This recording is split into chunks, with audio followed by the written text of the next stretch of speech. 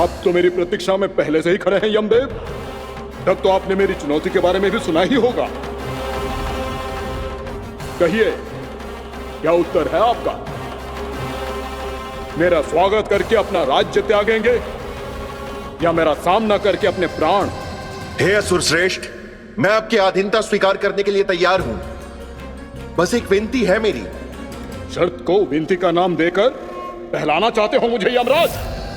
असुर राज मूरा के सामने शर्त रख पाओ, इतना सामर्थ्य नहीं है तुम में। इसका आभास है मुझे असुरराज, पर मैं आपकी अधीनता स्वीकार करूं इससे पहले आपको स्वामी धर्म का पालन करना होगा। मेरे पुराने स्वामी के क्रोध से मेरी रक्षा करनी होगी आपको। कौन है तुम्हारा पुराना स्वामी? भगवान श्री नारायण। और छोटी माँ, मूरासुर को तो श्री नारायण से भी रक्षा का वरदान प्राप्त था ना? यही तो श्री नारायण की लीला थी बलराम।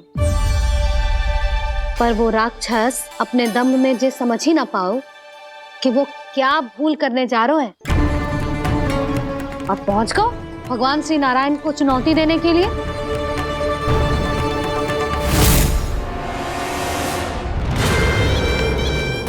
वहीं ठहर जाओ असुर राज मूरा।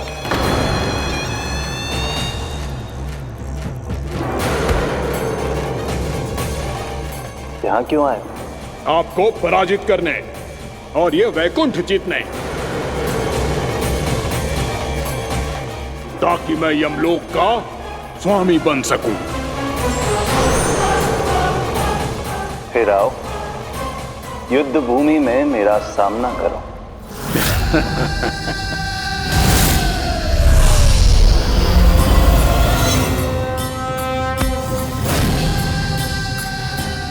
ये नहीं जानते कि इनसे ना हारने का वरदान तो मैं पहले ही प्राप्त कर चुका हूं, इसलिए युद्ध ठीक से आरंभ हो पाए उससे पहले ही इन्हें जीत लूंगा मैं।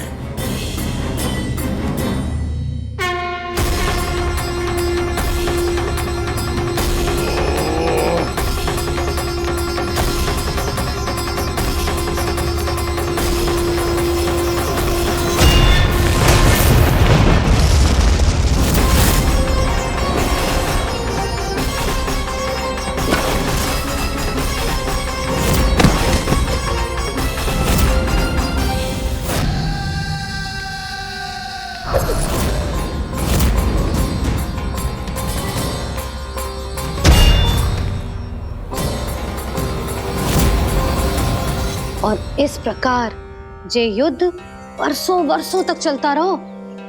दोनों योद्धा पूरे ब्रह्मांड में अनेक अस्त्रों शस्त्रों के साथ युद्ध करते रहे।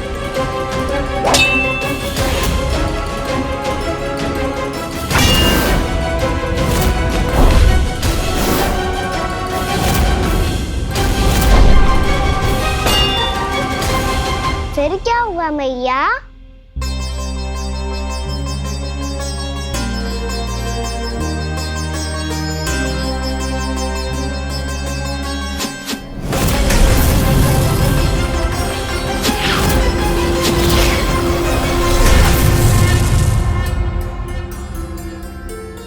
उस युद्ध को कभी समाप्त हुआ हो, पर कैसे?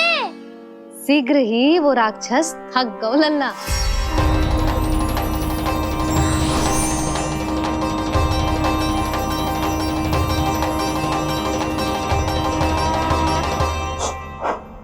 खड़े खड़े देख क्या रहे हैं नारायण?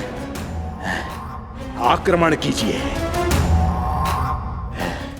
वध कर दीजिए मेरा।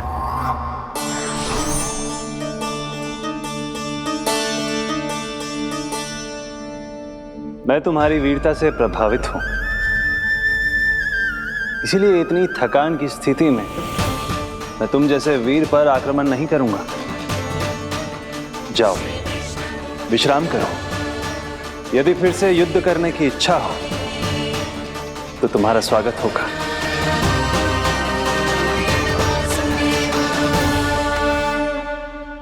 जे कह के श्री नारायण बद्रिका आश्रम चले गए और वहां हिमवत नाम की एक कंदरा में ध्यान लगा के बैठ गए। उधर वो राक्षस विश्राम करने लगो। अनेकों दिन बीत गए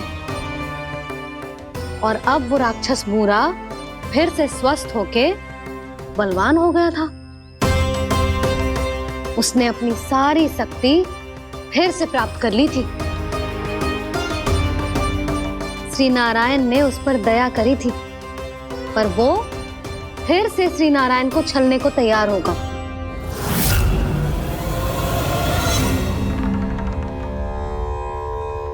ध्यान में बैठे बैठे श्री नारायण योग निद्रा में चले गए, पर दुष्ट मूरा इसी अवसर का लाभ उठा के उनकी कंदरा में घुस आयो, ताकि वो सोते हुए श्री नारायण पे आक्रमण कर सके।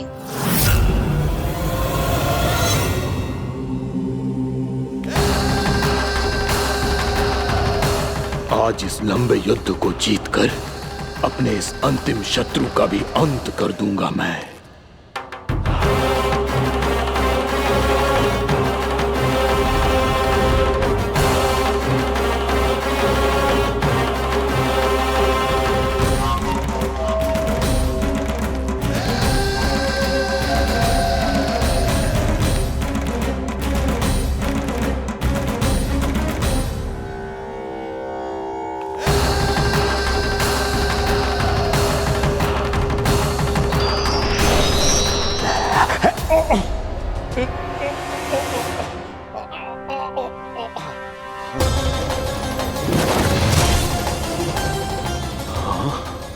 दुष्ट राक्षस, प्रभु ने तुझ पर दया की, तुझे संभलने का अवसर दिया। तू इन्हीं पर ही छल से वार करने चला है।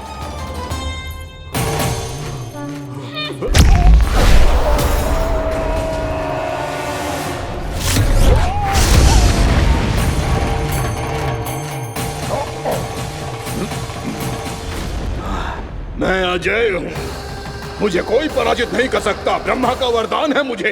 तूने नारायण से अपराजय होने का वरदान मांगा था मूर्ख, उनकी शक्ति से नहीं। ध्यान से देख, मैं तेरी मृत्यु हूँ, मृत्यु।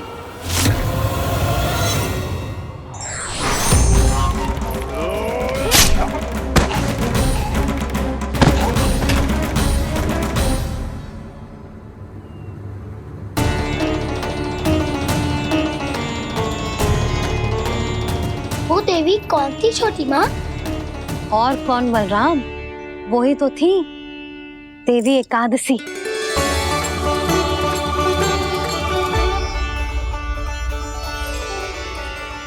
मुझे क्षमा कीजिए प्रभु, आपकी आज्ञा के बिना ही युद्ध करके आपके शत्रु को मृत्यु के घाट उतार दिया। क्षमा नहीं, आपकी तो प्रशंसा होनी चाहिए देवी। असुर राज को मारकर आपने सभी देवताओं को मुक्त करवाया है। इस पापी के अहंकार से तीनों लोकों की रक्षा की है आपने। आप एकादशी की तिथि पर मेरी एकादश इंद्रियों से उत्पन्न हुई हैं। इसीलिए मेरे सभी भक्त आपको उत्पन्न एकादशी के नाम से जानेंगे। सभी तिथियों में आपका स्थान सर्वश्रेष्ठ होगा। जिस तरह आपने राक्षस के आक्रमण से मेरी रक्षा की है, उसी प्रकार एकादशी के दिन व्रत करके जो भी भक्त आपकी कथा सुनेगा, मैं स्वयं उसकी रक्षा करूंगा। जो आपकी पूजा करेगा, उसे मेरी विशेष कृपा प्राप्त होगी और उसके साथ साथ उसे मिलेगा धन, सिद्धि और मोक्ष।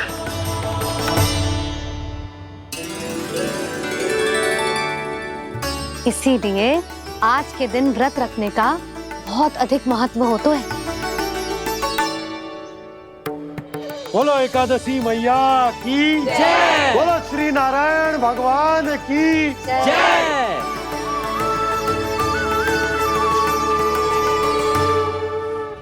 प्रभु की कृपा से एकादशी का महत्व भी पता चल गो और मेरा व्रत भी सफल होगा। अभी नहीं भूला राम, एकादशी का व्रत पूरी तरह तभी सफल होता है जब द्वादशी के दिन उसे पूरा किया जाता है।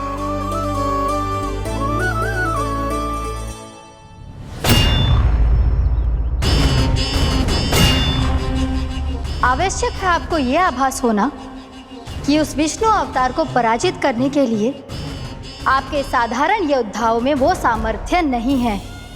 वो विष्णु अवतार कुछ अधिक ही असाधारण है।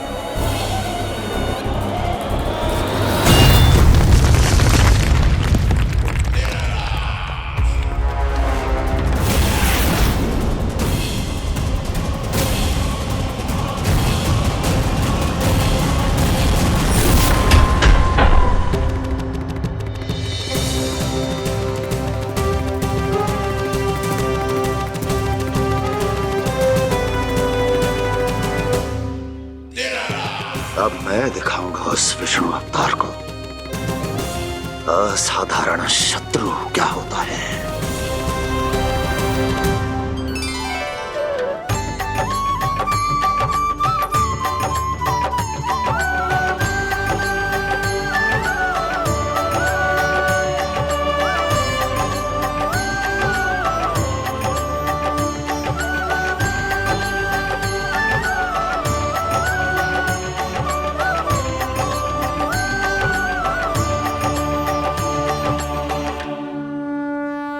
मामा अधीर हो रहे हैं, पर मैया ने मुझे अभी तक बाहर जाने की आज्ञा नहीं दी है। अभी उन्हें किसी और राक्षस को यहाँ भेजने से रोकने के लिए मुझे ही कुछ करना होगा।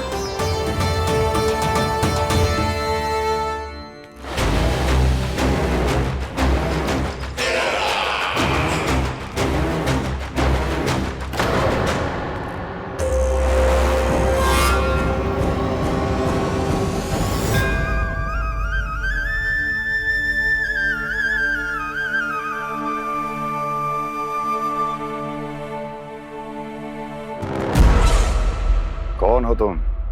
बचपन से ही मुझे मारने का सपना देख रहे हैं, सिर्फ मुझे ही नहीं पहचानते।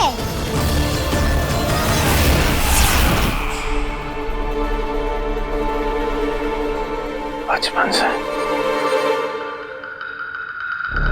विष्णु अवतार। कोई कान्हा बुलाता है तो कोई मुरलीधर पुकारता है, कोई माखन चोर कहता है, कोई कहता है चिच्चोर। पर विष्णु अवतार इस नाम से तो बस आप ही मुझे बुलाते हो मामा जी। इतना साहस, ये तो यहाँ आ गया है।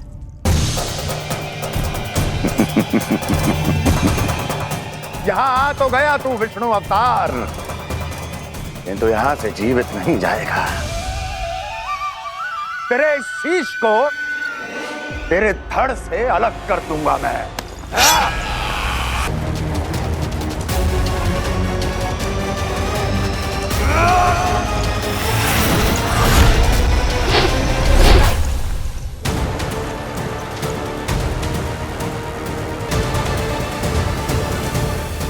कहाँ देख रहे हो मामा जी?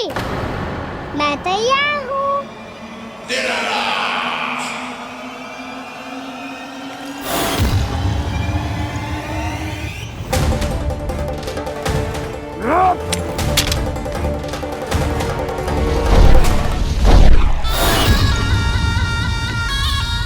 मामा जी, आप सदैव इसी तरह क्रोध में रहते हो क्या?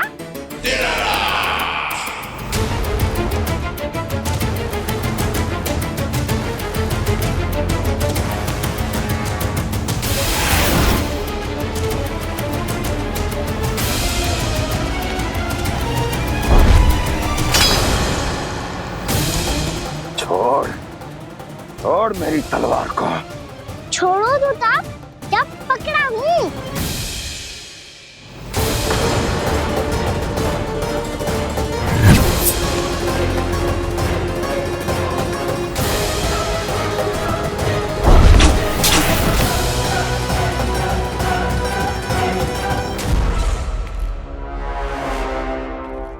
मामा जी,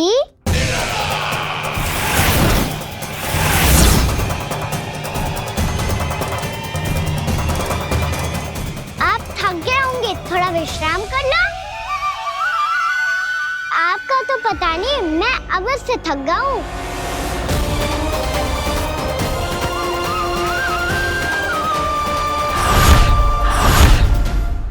मेरे सिंहासन पर बैठने का तू साहस? अभी तो बस अभ्यास कर रहा था मामा जी। भविष्य में मुझे तो बैठना है यहाँ। आपने बल प्रयोग करके से अपने पिताजी से छीना था। मैं आज से छीन लूंगा।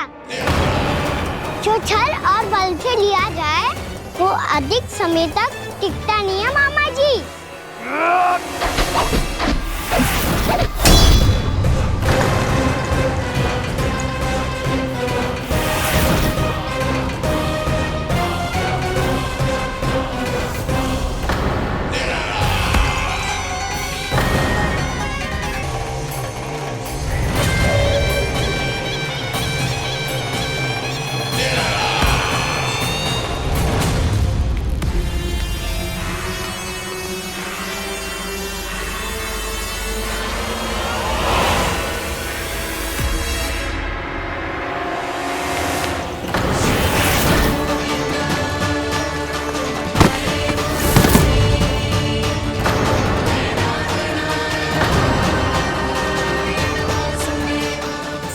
आपको ये सिंहासन छोड़ना होगा।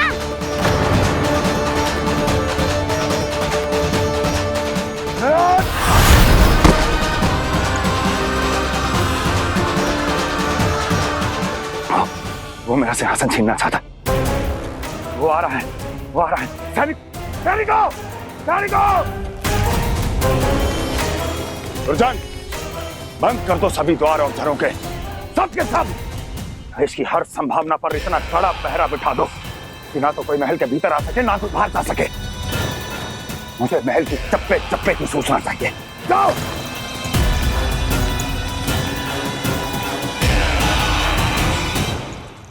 सिंहासन।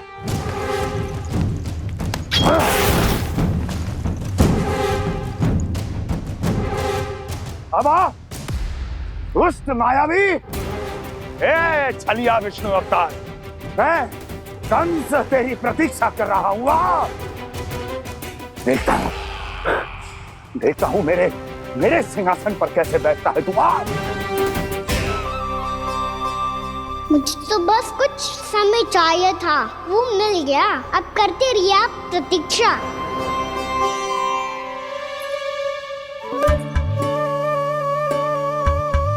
जी अपने आप से बातें क्यों कर रहे हैं जी?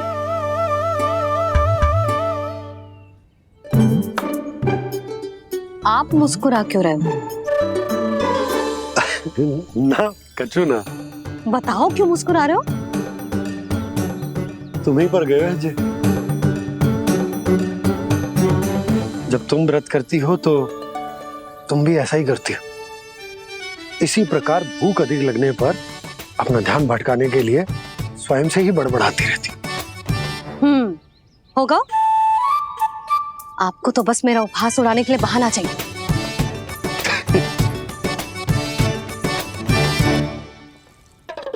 नन्ना, भूख लगी है? ना मैया, व्रत करे तो भूख कैसे लगेगी?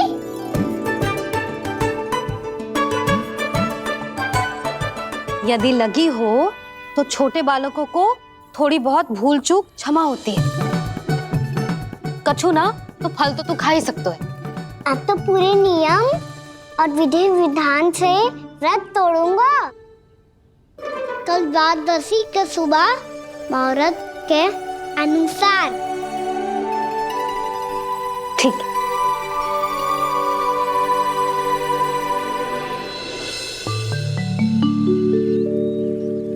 लल्ला, एकादशी समाप्त हो गई है, द्वादशी लग गई है। अब तू व्रत तोड़ सकते है। भोजन कर ले। ले।